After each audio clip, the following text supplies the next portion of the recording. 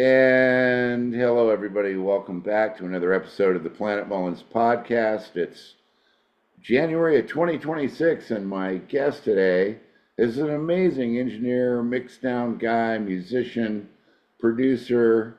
He's done over 375 Billboard charting projects, which is just mind-boggling, and we're thrilled to have him here today. My guest is the amazing Steve Sykes. Hey, Steve. Well, hey Rob, good to be here, man. This is Yeah, you too. I get jealous when I see, a room like yours, which is amazing to most people, but this is actually a scaled down room because you recently moved your whole setup, right? oh yeah, I moved my whole setup back in August actually, and I had a great guy built this room for me actually, and I'm just happy as a clam in here. It's great, you Wow, man. know. Well, for people that don't know, Steve lived in the LA area for many years, and then you relocated to Colorado now, right? Yeah, I was in LA for 43 years. Uh, Wow. I moved in 1979 from Colorado. I was in Colorado from 1970 to 79. Okay. And then when I realized I could not continue my professional music career here, I realized I had to get to LA. And Right. and I did. And I had a fun career. I shouldn't say had, I still have a career. And I my God, I worked, solidly for 43 years there until 2020, 2022 is when I realized, not what I realized, but when I decided to move back. And I couldn't be happier. If there was any silver lining in the COVID thing, it forced everybody to start figuring out ways to work remotely. And Right. that's basically what happened. And my wife and her work too. Finally, we were wanting to move back to Colorado for, gosh, 10 years. Okay. But finally, we had the opportunity. COVID, as weird as it sounds, gave us the opportunity to do that. Well, I did something similar too because I came back to Colorado, off and on as I've always done, but I officially got back last year. And isn't it interesting that both you and I, saw the writing on the wall when we were younger? We got to leave Colorado and go to LA, and then we both had these amazing LA careers, and then it's like, Yes. but LA is not cool anymore like it was. Well, look at all the studios that closed now. Yeah, I I mean, mean, there's that as well, you know. right. Uh, but everything changed over the last 4 decades, shall I say. Did you always have a home studio that you built and worked out of in addition to all the big LA studios? Because I know you worked at Well, every big studio in yeah, I LA. worked at all the major rooms in town. Yeah. Well, well, actually, I had like a little, I started out with a Fostex Porta studio at home, Yeah. but at the same time, I was working at Ocean Way, real Yeah. sessions. What were some of the sessions at Ocean Way that you remember? I did one album there, a live album in '93, and I always wanted to get a chance to go back, but I never got to go back. But I mean, that's a lot of gear to learn. I mean, Well, yeah. Well, don't forget, I come from being a guitar player, which is where I started. And, okay. and I was always kind of a tech-oriented guitar guy. So I was one of the first guitar players around that built a pedal board with a patch bay and all that stuff. Wow. And if there's such a word, I kind of osmosed into being an engineer through that and I working see. with some brilliant, brilliant engineer producers. When I Hmm. first got to town, well, I wound up working with Phil Spector. Uh, Wow. and, I played on Chubby Checker's album. I worked on Dusty Springfield's album back in '80.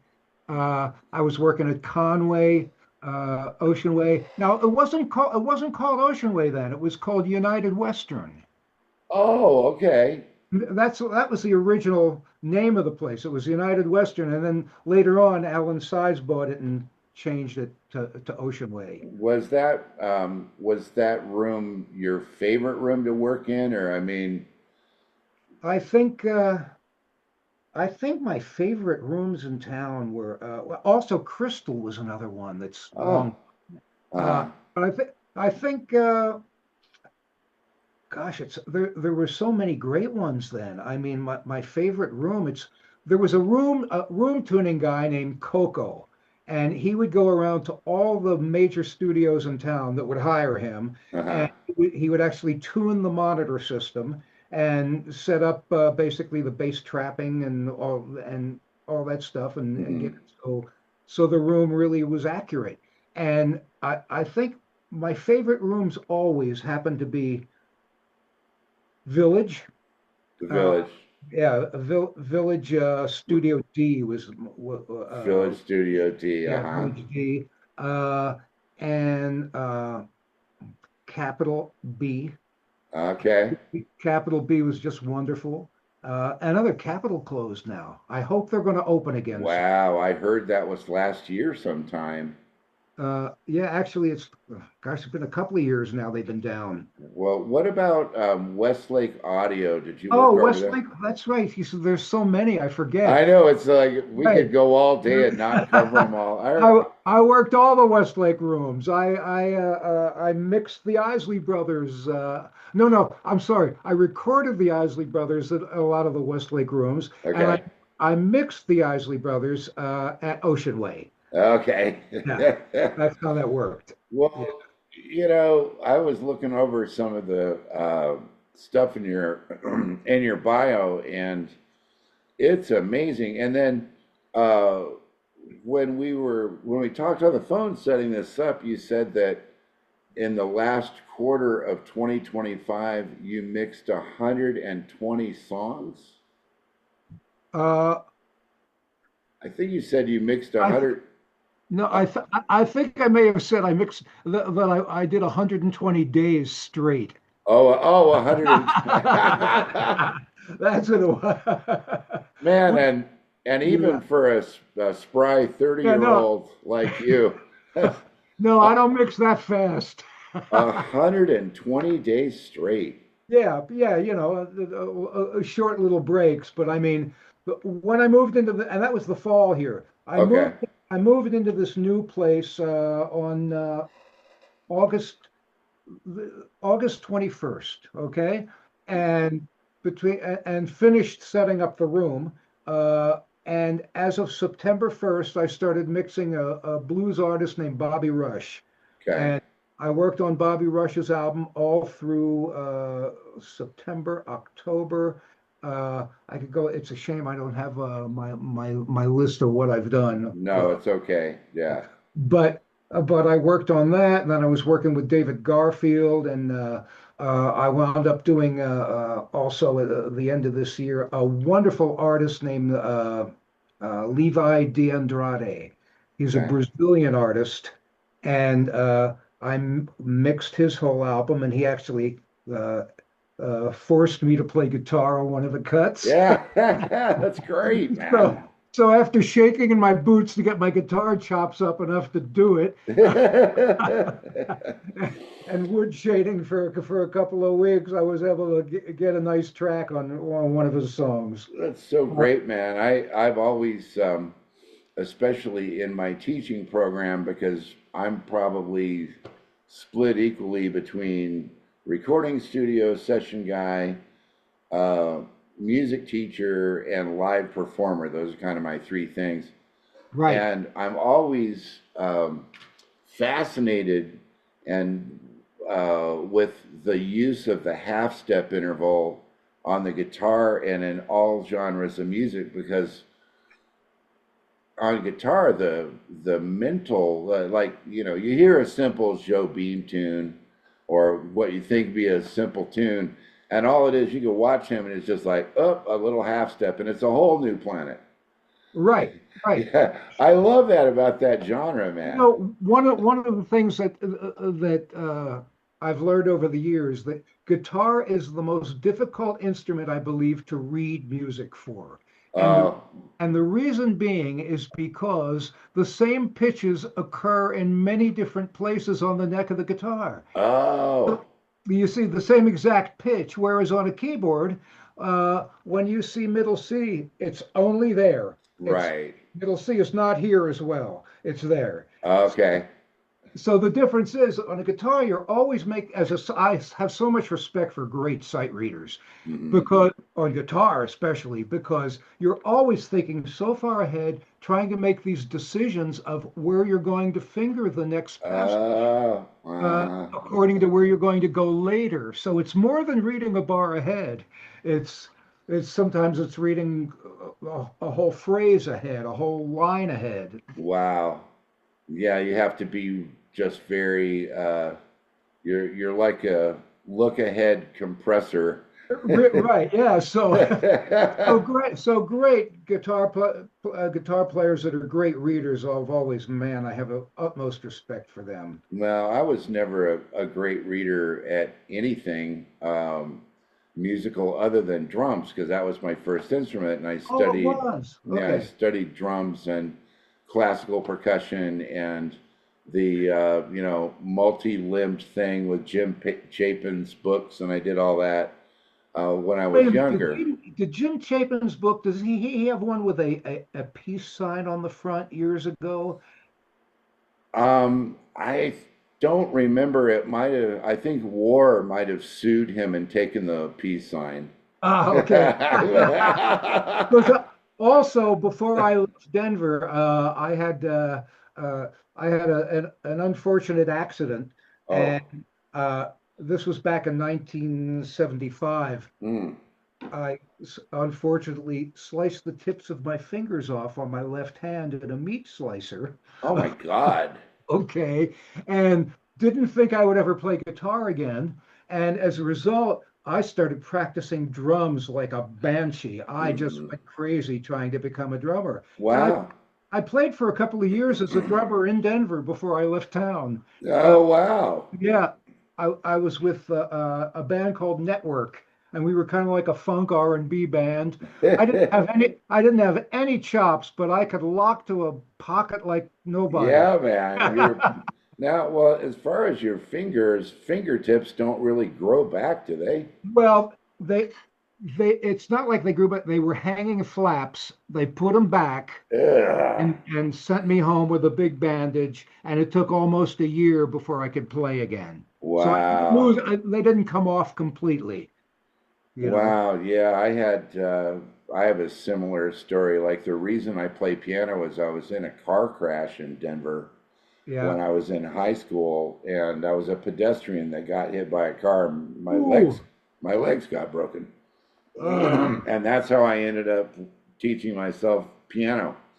So, because he didn't have any more usable limbs for the kick and hat. right. So, I Right. mean, I think Denver is a good place to have an injury to survive later in your life, I I guess think. so. Well, now, Great. when you came down to my gig at Dazzle for your birthday, that's already been, I think, a couple of years. You were telling me about this kind of revolutionary new technology you use in your room where you're able to real time be on video and doing sessions with your clients without that delay that Right. Right. I mean what is that technology and how did you figure that Well, out? I'm one of the first beta testers that got involved with a company called Session Wire. Uh, Okay. and Session Session wire. Wire is it's the most wonderful thing for anybody that wants to work with anybody else anywhere in the world live in real time. Okay. What they haven't worked out yet is being able to play together because there's an internet delay always. Oh, Okay. But however, you can do the recording, and the way I use it is I review mixes with clients, basically. So I can play you my mix, and you will get it in full high fidelity on your monitor system while we're wow. talking like we are right now on Zoom, Wow. and it works automatically when I hit play on my transport. Our webcam mics automatically mute, so we don't have any slapback feedback or echoes or any of that. Uh-huh. And the same thing, going the other way. People can play me stuff. I have actually done sessions. I work a lot with John Robinson, John J.R. Robinson. Yeah, one of the greatest LA session drummers of all time. One of the best. He and I Yeah. have been buddies since 1980. I Okay. I met him because we were both playing on the show The Days of Our Lives, the soap. That's fantastic So, news. so he's one of my few buddies, musicians that remembers me as a player before transitioned into being an engineer. Oh, okay, okay. Yeah. Yes. Anyway, I got him in the session wire thing, and we had been doing things like I can be here in Colorado. He's in Thousand Oaks. Okay. I can I can take control of his Pro Tools rig while I Mm. see it on my screen, just as if I'm on his computer, and do a whole session and record his drums while I'm listening to everything on my monitor. And I can EQ, I can hear it just as if I was in the room with him. Wow. Okay. Incredible. I have another drummer buddy in Minneapolis, a guy named Travis Brandt that I do that with. He wanted me to get a great drum sound for him. So we talk on session wire like you and I are talking now on Zoom. And I was able to take control of his computer and get all the EQ settings on his drum set while he gave, Tom 1, Tom 2, gave me Wow. all the different drums and got a killer drum sound. And then we were able to record my results, of course, into his computer, into his rig. Incredible. So you're a Pro Tools room then? Yeah, uh-huh, Okay. And then 100%.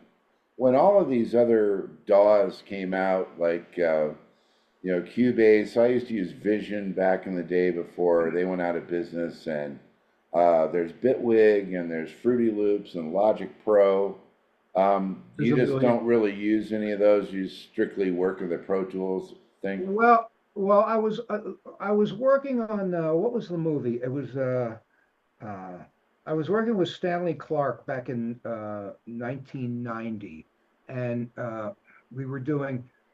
It's vague to me which movie. It wasn't Boys in the Hood. I did Boys in the Hood with him later, but we did a movie called Eddie with Whoopi Goldberg, where she plays a basketball coach.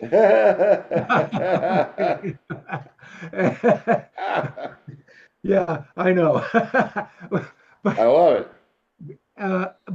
it was one of the movies we were working on where it was the music editor for the movie. He had Pro Tools. And that was the Okay. first time I got to see it in action, and Oh. I realized that's where everything is going. You Hmm. know. Also, and it was I think it was Steve Porcaro. I was doing a session over at his place years ago, and he had the first sound tools before it became Oh. tools. Oh, wow. And That's I was going way starting to back. see starting to see it happen back then. And Hmm. that's when I realized that, if I don't want to wind up being a dinosaur as an engineer, producer, mixer, I better learn the stuff. So I dove in head first to really become really fluent, in Pro Tools. Now, yeah, there's many others. I haven't explored them much. I've used them. I've used Digital Performer. All right. I've messed around with Logic and stuff, but Pro Tools is the one where I feel like I got this. Right. Yeah. Well, the transition. Let's talk about your transition from guitar player into the engineering thing, because obviously, I mean, you have a certain sound that you get for all of your clients, which is very, it's very even, it's very polished. Radio loves everything that you do. TV, movie screens, they all love the stuff that you do. But how did you go from, the hanging fingertips guitar guy to just being so good? Did you have to go to a school, or did you just No, learn it? I did not. You just Actually, learned it?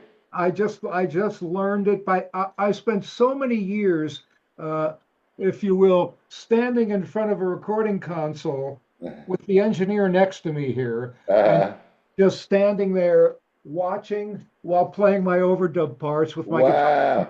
And after a while, I started asking little polite questions. Uh, not to get in anybody's way, you know what I mean? That's cool. And I was when I first got to LA, one of the places, one of the bands I was in was a band called Shandy. Okay. Uh, and we were like a new wave rock band, and we were playing all over LA, the Blah Blah Cafe. Remember that place? Uh, uh, the Starwood, the Roxy, the Whiskey. We played all those gigs, and we got signed by Michael Chapman. I don't know whether Okay. you're familiar with who Michael Chapman is. No. Michael Chapman is uh, uh, probably one of the most prolific rock and roll producers of his time. Okay. He he produced the Knack, My Sharona. He produced Wow. he produced all the Blondie hits. He Susie Quattro. I could go on and on. And remember Barroom Blitz, The Sweet, uh, all these brilliant, late '70s, early '80s records. Right. So he signed the band Shandy that I was part of, and we took a liking to each other, and I wound up doing tons of guitar stuff for him Oh, over at United Western at 6000 Sunset before right. we did our Before it was album. Ocean Way. Yeah. Right, right. Uh-huh. And I started asking questions, and one day I came in, I said, Michael, how the hell do you get that kick drum to sound like knocking my chest in? Like that's great. And he said, well, Steve, I just scoop a little bit here at about 275, 300, and he just showed me. He took the time to show me how to do Wow. that, you know? That's so valuable that you got your training completely in the industry from the top guys because these schools that are out there now, and especially since the internet has gotten to me, to be such a um, negative force for music education, I would say, Well, because now that everybody young that wants to do or be you or be me or whatever later on, the computers and the computer companies just say, "Oh, well, all you have to do is get our software."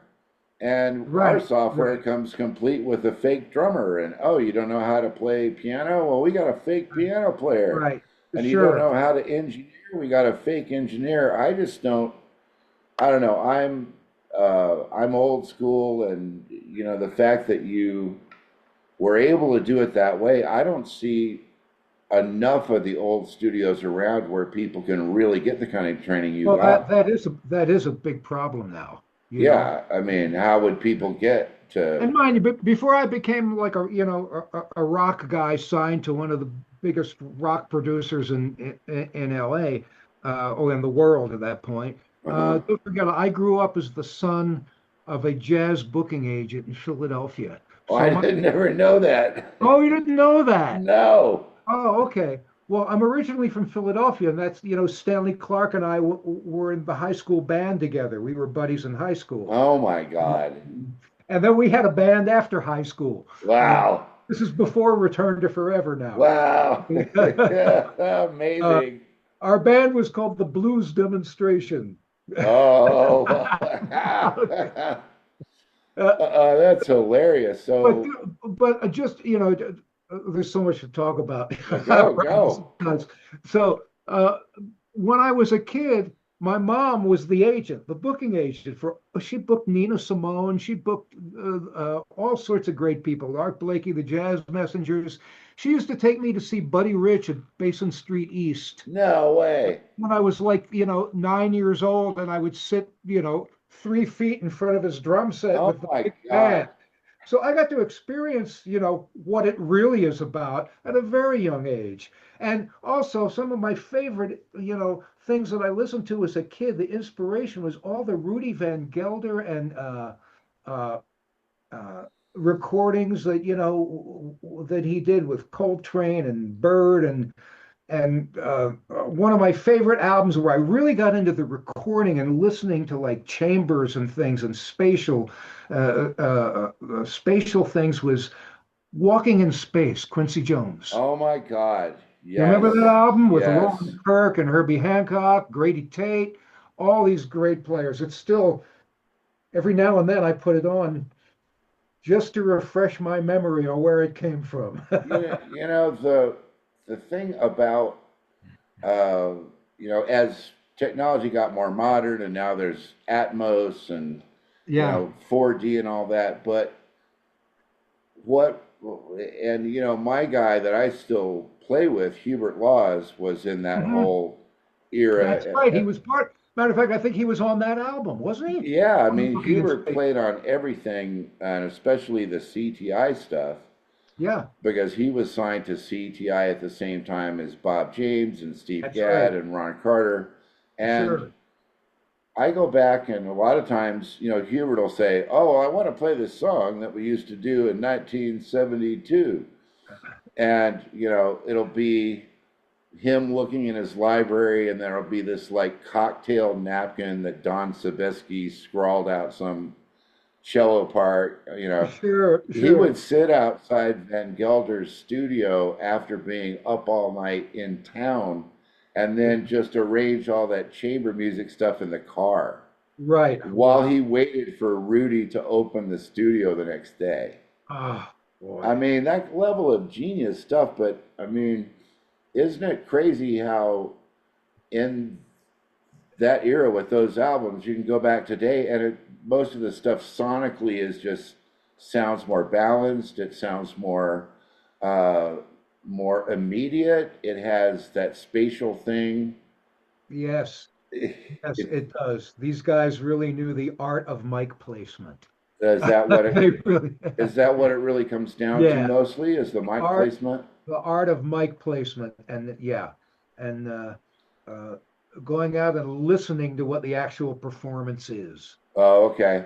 For example, I will not mic a grand piano without putting my head in there and listening to it first. Oh, wow. You know, Uh-huh. and open up that lid and play something for me. I want to hear what this particular act sounds like. I Mm-hmm. need to know what this instrument sounds like. Yeah. And Yeah. So, but the spatial aspect of the mixes is the main, after the mic placement and the recording, is the main tool that you use reverb to get things to be further back, or what? back in that day, that's all there was. Oh, Reverb back in okay. in the Rudy Van Gelder time. You had reverb and maybe tape tricks that you could, but Mm-hmm. tape tricks were only being done by people like George Martin and stuff like that, and Jeff Emmerich with the Beatles. Oh, right.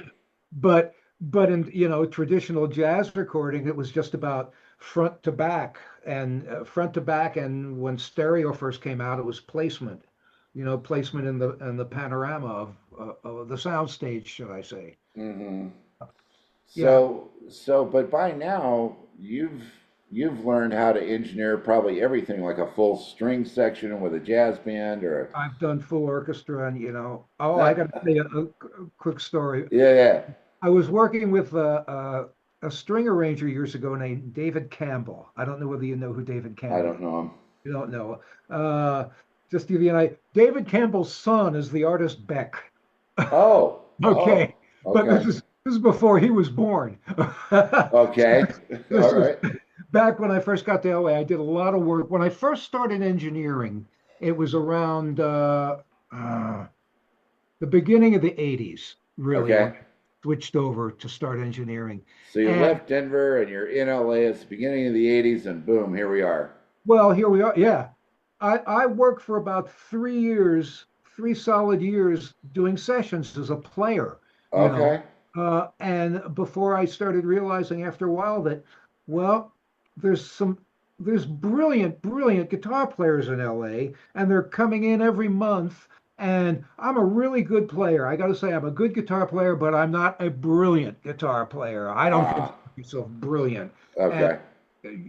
I couldn't compete with Steve Lukather, and I went on tour with Eddie Van Halen. Uh, so I You could, did?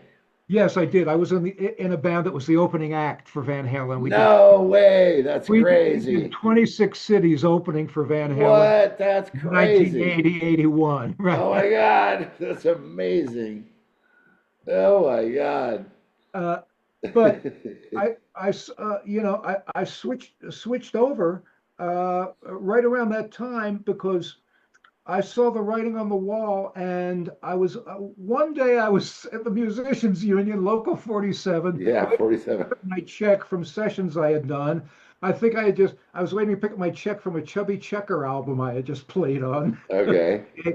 And in front of me was I'm 5'7". Oh, there's this big, tall guy who's about 6'5", with this kind of gray yellow hair and a powder blue tux with some stains on it, carrying a Gibson L5 big jazz guitar, waiting to Yeah. pick up his check. And I'm looking at him and thinking to myself, you know, I think that's going to be me. I don't want that to be me Oh, wow. later in life. Wow. I Wow. realized everybody and their mother is a guitar player at that point for sure. And Yeah. that's when I realized I had a natural aptitude for sound, and Uh-huh. let me start integrating it with as part of my skill set. Uh, Okay. so for about a year or two, I was playing guitar on sessions and trying to engineer it, and I realized it's too much. I started losing my chops because when you spend 12, 14 hours a day in a studio as an engineer, what am I going to go home and not sleep and then practice? I couldn't. Right. Yeah. There's just not enough hours in the day. Exactly. So Rob, but when I made that decision and changed the title on my card to engineer instead of guitar player, Hmm. I went for 28 years and I did not take a guitar out of the case. Oh 20, my God. 28 years I did not play at all. Uh, Wow. I was just helping other artists, which was I actually loved it. I didn't miss not playing because I was so busy with Paul Jackson Jr. and Dean Parks and all the great guitar players in town. Michael Thompson's an old buddy of mine too. Oh, nice. Yeah. Oh, Michael, right? Yeah. Yeah, my God, Landau, all these great players. You see, I was not at that level.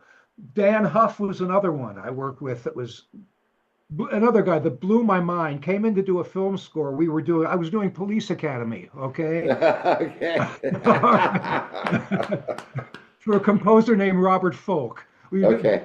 doing a Police Academy movie, and I went out and looked at the guitar score, his part, and I was like, oh my God, wah wah here, fuzz here, this, that, there, and then you're reading the notes on top of it Wow. and all these changes. Dan Huff walked in. This is the God's honest truth. He walked in, looked at the chart, walked away.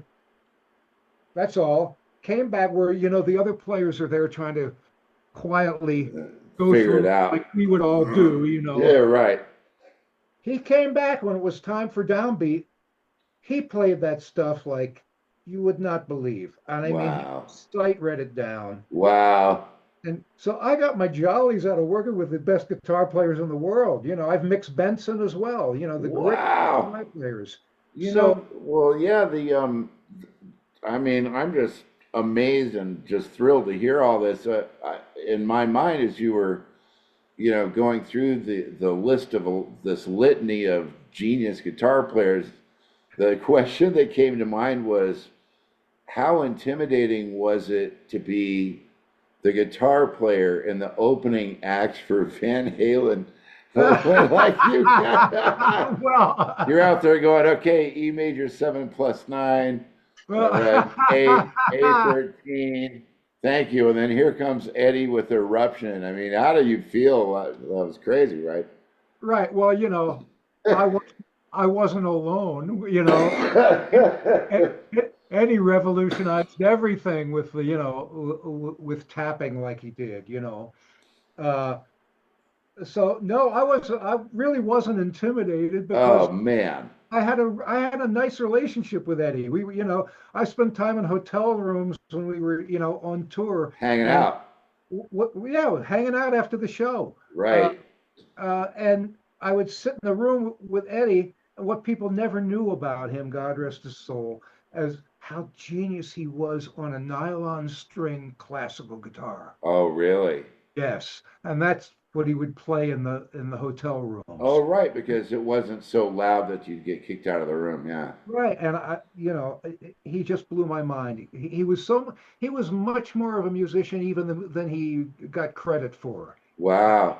He was not just a Van Halen rocker. He could play anything Well, and well. that combination of different types of talents that they had was so revolutionary for that time in it, and just knowing that Eddie and Alex came from learning accordion from their dad.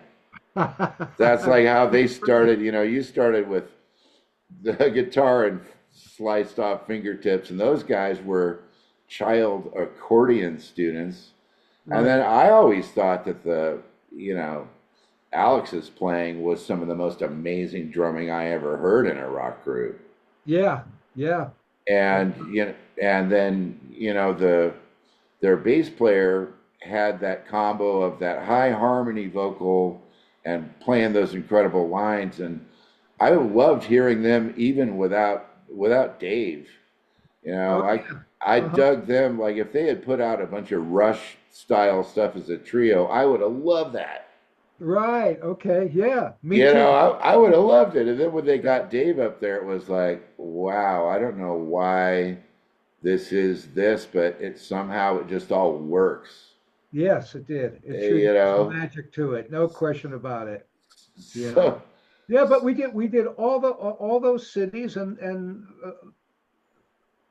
I came back to LA after that and uh, started, doing a bunch of other things. That's when I got more into the studio. The first stuff I did when I got to town is I left town, went on tours. yeah, right.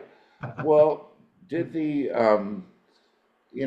as a I'm basically kind of like a one man composing, orchestrating piano. I play drums on a bunch of my stuff. Sure. The satisfaction that I would get from doing all the aspects together and then taking it to a great mix guy like you, it's really satisfying. And you must have found early on that when you started doing these mixes and engineering for people and they just went, wow, at the end, like that probably had something to do with you just still loving to do it after all Well, this yeah, time. absolutely. No question about it. Yeah. Uh, that was it drove me and it still drives me till this day.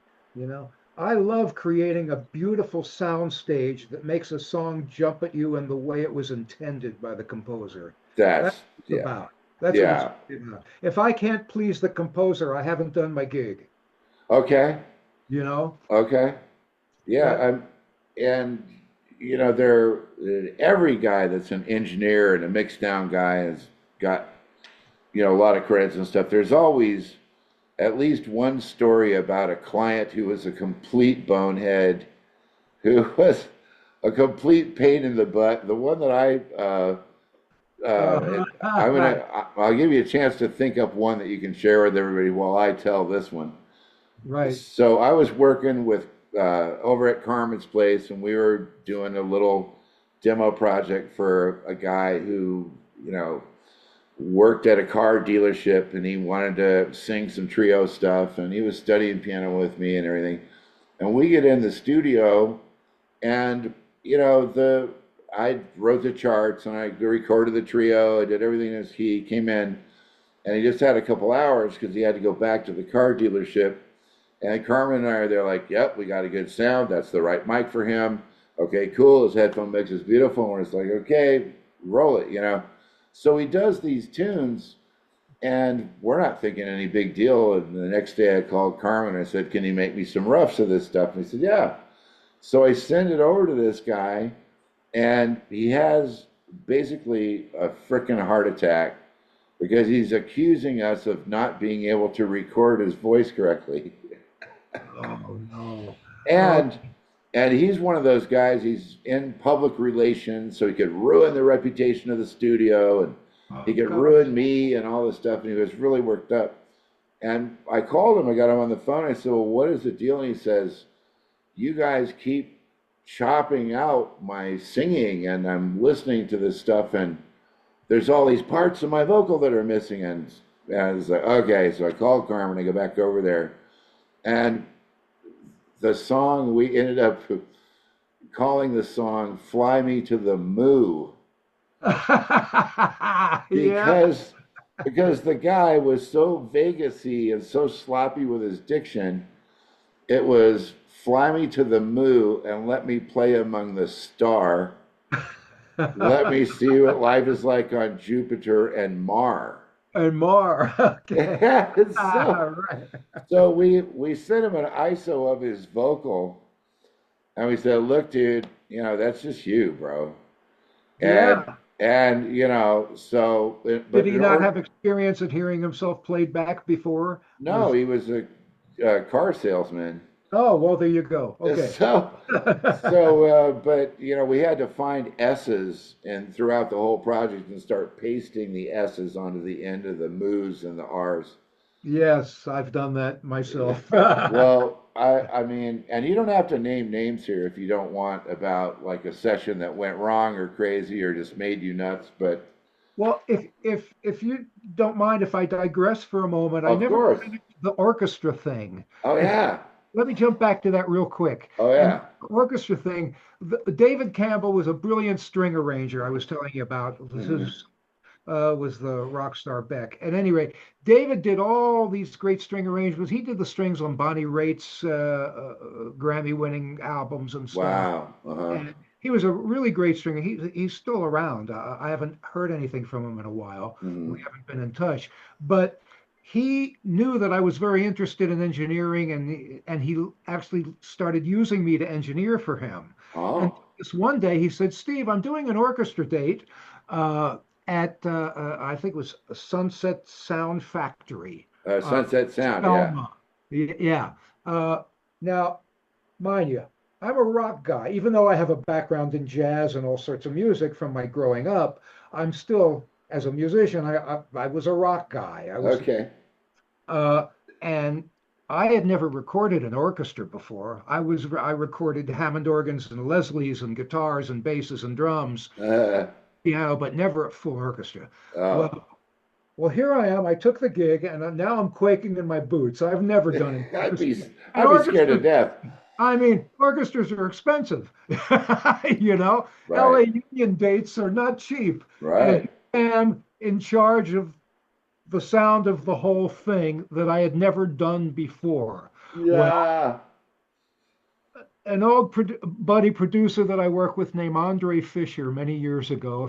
I don't know if you knew him or not. He was the first drummer in Rufus, and oh, he went on to produce a lot of stuff. He produced Dusty Springfield that I played on for him as well. okay, Well, he introduced me to Al Schmidt when I first got to LA. Well, knowing the balls I had, one night, Al just was such a friendly guy, open, warm, giving.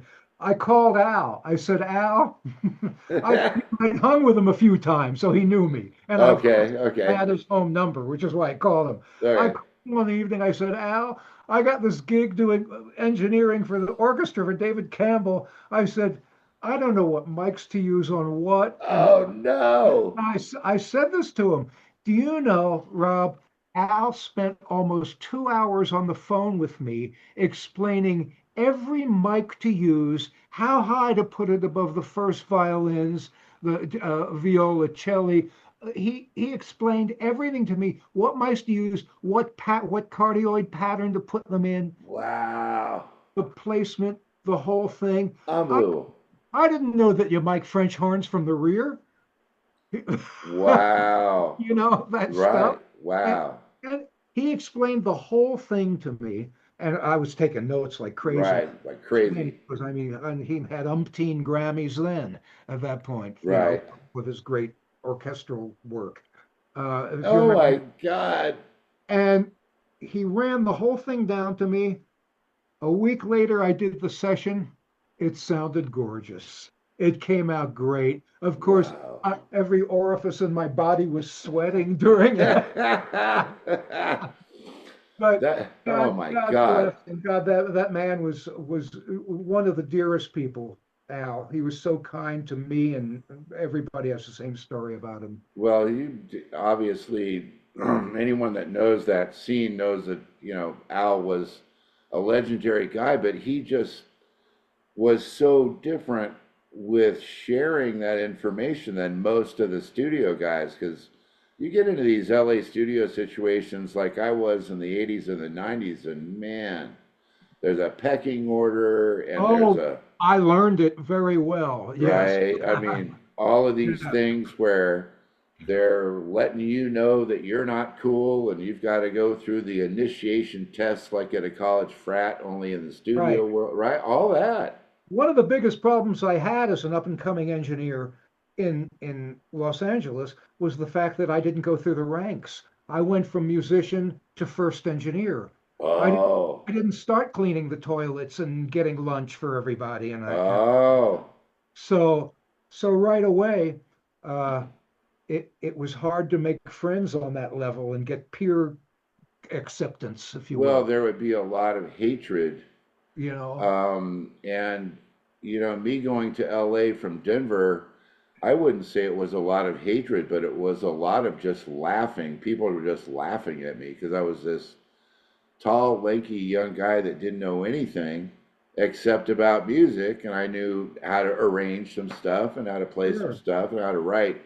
But you know, Lukather and his crowd, they never took me seriously. They're like, yeah, they, you know, because right, yeah, I was also modeling during that time, and you know, right. doing those, and those guys were like, yeah, they put up a big poster of me. You were doing like clothes modeling kind of thing, or Yeah, I was like a international representative for a wedding company in Tokyo. oh, cool. So I was flying over and doing these ads where I would wear these like really weird German looking clothes, and I was Right, making a lot of bread, man. I was making sure. like 10,000 a week doing that. Holy moly. And then but I came back. I was so proud. I came back to the baked potato, and you know, I took my poster and everything. And Don Randy looked at it as, well, I don't know if we're gonna put this up. Yeah, Yeah, yeah, because it wasn't like, you know, a strung out guy. It was this, you know, Denver dude in German clothes with, you know, flying pianos in the air. So he said, okay, we'll put it up and see what happens. And within about a week, all of the Lukather crowd had come and they'd drawn mustaches on my picture oh gosh, and, yeah. and all this other stuff. And that was part of my initiation. Right, yeah, no, I get it. Right, but when you went right out of guitar to first engineer, I guess you could only really do that if you did grow up with Stanley Clark, and if you did have prior. A lot of your friends from your very young age went on to just be like incredible icons. Well, yeah, I wound up doing sessions with John Oates, of Hall and Oates, Oh wow. in Philly. I work for a producer named John Madera, in Philadelphia at Sigma Sound Uh-huh. before I left Philly. But Okay. I left Philly in, 1970 and moved to Denver. Wow. We had a wildly successful blues band in the late 60s called Sweet Stave and Chain. And Yeah. we were signed to Atlantic Records. Uh, Wow. I was 18 years old. Uh, Unbelievable. uh, and we had people on our album. Oh, and Gene Paul was our engineer. He engineered and mixed our album. My Gene God. Paul is Les Paul's son. Wow. Well, I think you got in at a really good time in the industry because there was so much unbelievable explosion of new TV shows and new Oh, yeah, instruments and all right. that. I mean, I remember um, in the 70s when I really kind of started studying music from the albums and the radio, that the electric bass was this relatively new thing. And, you know, you watch a movie from the late 60s or the 70s, the electric bass is often the loudest thing in the mix because That's why? I right. guess I don't know if it was like, you Right. know, but you listen and you just hear that Fender and it was like super cool. Like, Right. It was called, do you play bass or Fender bass? Every electric bass was called Fender bass. oh, they all were called the Fender. Everything was called the Fender bass. Right. And that was like in the union. I remember in the Philadelphia Musicians Union, it said bass players, bass or Fender bass. Wow. It was kind of like the trademark of an electric bass. They use the name Fender, Did you have like after you've worked with all these people, are there certain players that like when their project comes in or a certain drummer, like obviously JR is like the world's greatest, but when you know you hear a bass track come in from a certain place, you can tell who it is even if you don't know the name. Like you get an album and you're like, oh yeah, I recognize that's the bass player and stuff. one of my favorites, Jimmy Johnson. You Oh know Jimmy man, Johnson? yeah, Yeah. Uh-huh. He's one. And uh-huh, he played on Keiko's both the Keiko albums. Uh, okay, both the Keiko albums that I have so far recorded and mixed. okay, Bass player on. Uh, Freddie Washington, my dear buddy and giant of a bass player. hmm, I always know when it's him. oh yeah, Yeah, yeah, when I get him on the track. Uh, but there's some real genius bass players, genius musicians right now. You know, uh, I was a few years ago when they came out. I heard this trio, Dirty Loops. You oh familiar? yeah. I listened to them. I was like, "What? Kidding me?" You know. Yeah, yeah. I mean, the and Snarky Puppy is kind of like, some And of have these. you heard this young guitar player, Matteo Mancuso? Oh my God. Why did I ever start to play when I listened to him? I know, isn't that crazy? But I bet a lot of these virtuoso guitar players that had been in studios where they were frustrated with the Yeah. way their instrument sounded, if they found you, they'd be like, "Oh, thank God." Well, if I could use the term selling point, that's my selling point Okay. because I know what stuff should sound like, and Right. I really know what it should sound like, and how to bring instruments and arrangements to their full fruition. That's my goal in everything I do. Yeah. So mic placement is a big deal, and then uh, But being able to put reverb. But what are some of the other more modern tools besides reverb and mic placement? uh, really, uh, gosh, spatial enhancement. You know, when I say there's so many tools now. That's It's what crazy. it's crazy. You can do anything with anything if you study it just even a little bit. Uh, Hmm. Basically, all there ever has been is uh, when I say reverb, I include any kind of a room ambience as reverb as well. Okay. All right. So that determines, the front to rear uh, kind of a thing. Hmm. And the other thing is knowing when to make more instruments more dark than others. That's Oh, really interesting. big because when something is dark, it tends to sound more distant in general. When it gets Oh, bright, it gets closer. So the combination of all those elements create the art of doing this. yeah.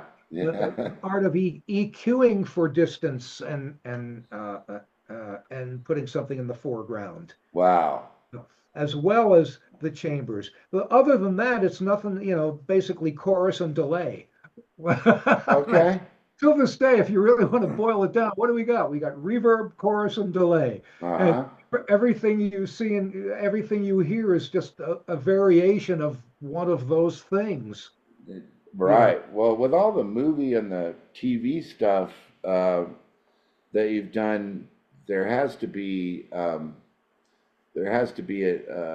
I love that orchestra story about recording, but there has to be at least one or two stories about when you first heard your stuff on the radio or at a theater. You go in and to see some movie and the previews are playing, and you hear this great thing in the preview, and like, hey, wait a minute, I think I mixed that shit. Yes, uh-huh. Right? Yeah. I think I'm trying to remember where that was the first one. It becomes a blur because the early '80s were a blur for some of us, a lot of us. Right, guilty as charged. Uh, Yeah, I mean, they uh, were, but the thing about that is so interesting now. I'm glad you brought the 80s up because there's this huge nostalgic looking back by even people in their 20s yeah, and going into their 30s about, I see all these young guys trying to play synthesizer like I did in the 80s, or like, oh, right, right, you yeah, had a Juno 106, or did you have a Prophet 5 and all that stuff? yeah. And they do that stuff, but it doesn't sound like us. No. So you were asking me what was the first time I went in and I realized, oh, that's my work. Yeah, yeah, yeah. It may have been, and we're talking about as an engineer now, as a mixer, Yeah, yeah. right? Uh, Darn, let me see. The first time I heard my stuff on the radio, uh, it may have been, uh, I think it was the Isley Brothers. Oh, no, no, it was Renee and Angela. Uh, Okay. Renee and Angela was an R&B duo, right? And I recorded their whole album, and I remember hearing it on. There was an R&B KJLH. Was that it? Oh yeah, KJLH, that Stevie Wonder station. Yeah, yeah. I remember hearing that, and but then again, right? Bruce Swedien wound up mixing it. I didn't mix that album. Oh, He recorded the whole thing, so that was one thing. But then I heard the Isley Brothers, "Smooth Sailing." That was a big hit yeah. for the Isley Brothers. Hmm. I heard that on the radio everywhere, and I Nah. was like, okay, this is what I'm doing from now on. Yeah, man. But yeah, and that would have been 19. What's that? That would have probably been 1985. Okay, yeah, that was around the time Yeah. for me that my music started to get a lot of radio play, and I was always listening to a jazz station or pop music or whatever, and I literally had to just pull my car over because I heard my song "Making Love" on KUTE, which was like a California. Oh, I remember that. Yeah. Remember KUTE Yeah, I do. With Yeah. Lawrence Tanter, Yeah. and he is still the voiceover guy for the LA Lakers all these years. He is right. And I heard my song come on, and I was like, wait a minute, that's Sure. my stuff. Oh, and then going into the movie theater, because I mixed the whole film score for a movie called Passenger 57, Okay, I've heard of that. starring Wesley Snipes, uh, back in the day. And of course, Stanley, my old buddy, Stanley he Clark. score. He did the whole score, and I recorded the score with him and mixed the whole thing in uh, Dolby Surround, Wow. which is what I did everything. Uh, Okay. yeah, and Yeah. that uh, and let's see. Before that, with Stanley, we did Brenda. I did Brenda Russell with Stanley and Andre. We did. You remember Piano in the Dark? Oh yeah. That was the one I worked on as well. Is that you? Yeah, that's me. Yeah. Oh God, that is so well done, man. Yeah. No, That, again, no, I must clarify. I did not mix Piano in the Dark. but you engineered it. I recorded the whole album. Well, Yeah. that's Hmm. what a lot of people don't realize, though, is that, and you know this from being on, both sides of the glass, right? Yeah. Is that a really well recorded thing that's taken to another studio, if it's really well done, they don't have to do much. No, that's right. Right. And they get all the credit most of the time. Of course. That's why. Right. Wait a minute. I think I want to lean towards mixing. That's where all the credits are. Well, I Bill don't know, Schnee man. mixed. Bill Schnee mixed that album, and of course, he's always been brilliant. Well, now, did you and Bruce Swadine have a working relationship? Because I Oh, did one album in that studio at yeah. Westlake because they were Yeah. selling the After Hours block. Oh, okay. And so here was, his console while he was mixing Thriller or whatever, with all this tape on there and warnings do not touch, and you'll be Right, crucified and this and that. right. But I mean, I know he was really good, but did you guys know each other or hang out We or knew anything? each other. He was a really nice guy to me. There's a few guys in this industry that I have so much respect for that I just love dearly. That take the time to remember who you are and remember your name, as Hmm. opposed to the guys that you meet at a party and they're like, "Hi, nice to meet you. Who else can I see?" Yeah. No, he was always very kind to me. He was, uh, a really nice, personable guy. And he used to, he told me, this compressor over here is one of the favorite ones. Get the serial number on this one if you want to use that one on bass and things, Oh, wow. you know. Same thing. Alan Sides was always great with me over at Ocean. Okay. Uh-huh.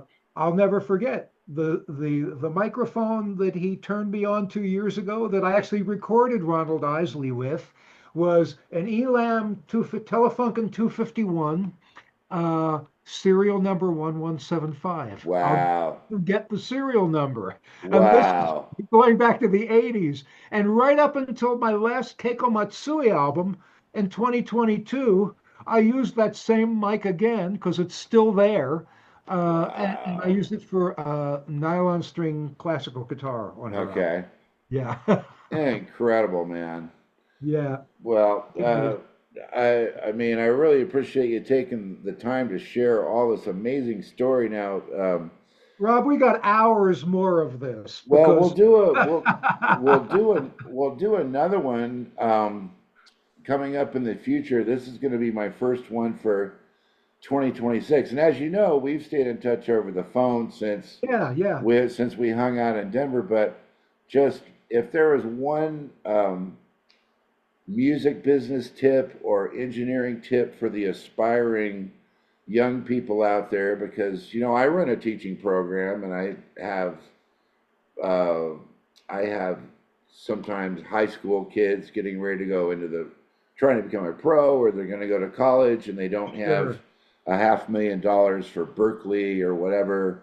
I mean, there's a Right. lot of frustration out there and a lot of different kinds of, I think, dubious dubious ways to waste time and money for people Yeah. that want to be in music. What would you suggest if somebody wanted to be like, I'm sure you've got these wannabes anyway, people trying to intern or calling Yeah. you or whatever. Like, what would you say in 2026? What should somebody do if they want to get going?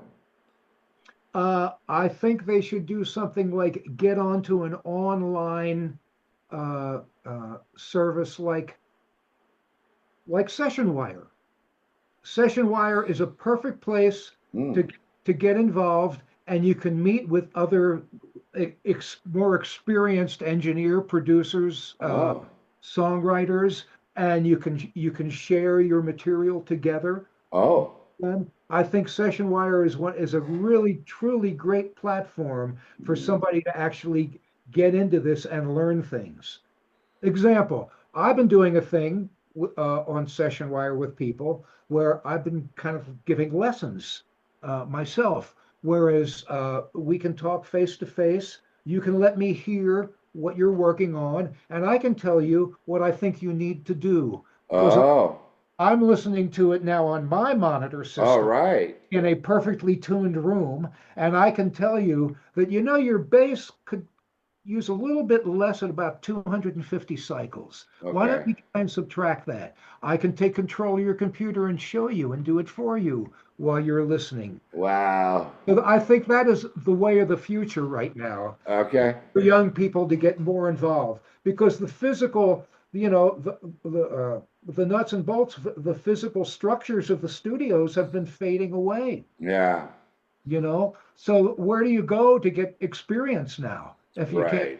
if you can't go into an actual physical space to learn it? Yeah. This is the next best thing, and I Okay. think it's working real well that way. Well, man, I'm so happy to know you, brother, man. You're the coolest guy ever. Oh man, right back at you, bro.